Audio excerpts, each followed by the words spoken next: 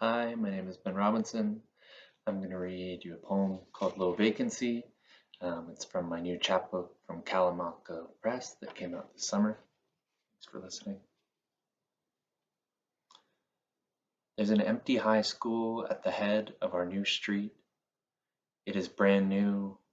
It sits in the shadow of an empty football stadium that is also quite new.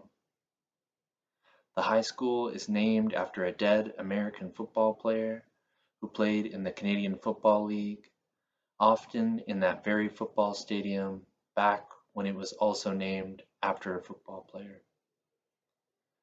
When the city rebuilt the stadium, they renamed it after a coffee shop which got its name from a Canadian hockey player who is now dead. The new high school was built to replace two older high schools.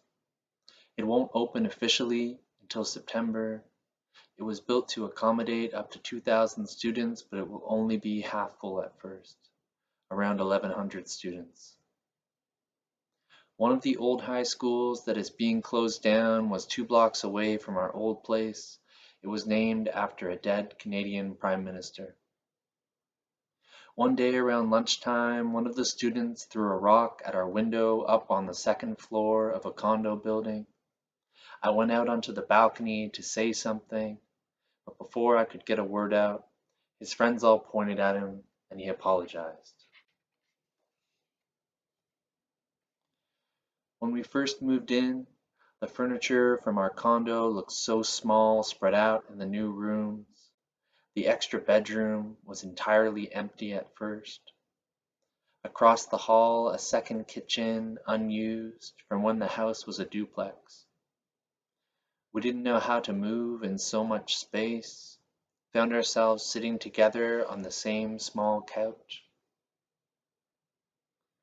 Early in the spring, when my neighbor and I were both out doing yard work, she told me the house 2 doors down from ours is empty.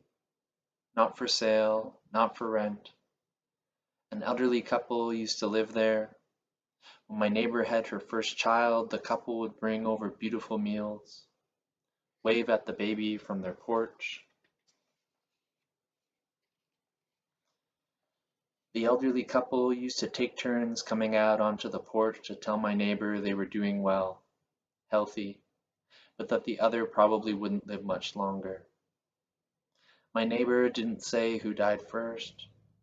Now the elderly couple's son comes by once a week to cut the lawn, make it look like someone is living in the house while the family decides what to do.